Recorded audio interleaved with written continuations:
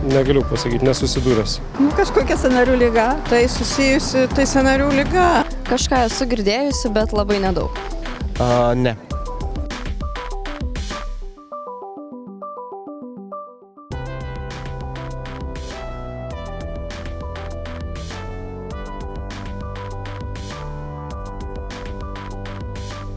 Žinoma, nekomfortiška. Tai čia ir motorikos gali būti problemų.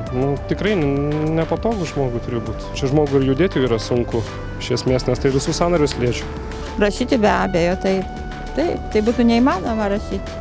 Jeigu jau tikrai liga būtų toli pažengusi, aš galvoju, kad tai būtų sunku gal ir pradėti vaikščioti.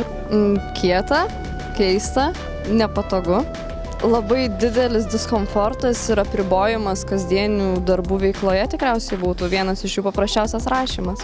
Sunku lenkti pirštus, nejaučiu pats savo pirštų, bet juos galiu judinti. Keistas pojūtis.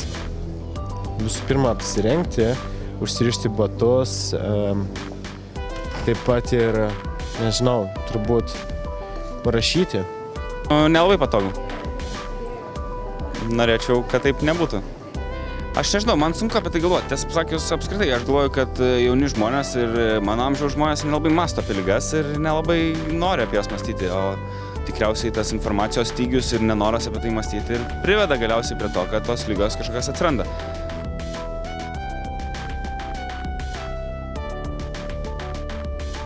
Paprasčiausiai parašysiu žodį mama, labai geras žodis. Jaučiuosi kaip pirmokas, žinokit, kuris rašo pirmas raidės. Labai nepatogu ir labai sunku. Labai sunku. Nepatogu. Šiaip aš turiu nepriekaištingą raštą. O dabar jisai nebetoks. Žodžiu, nieko gero.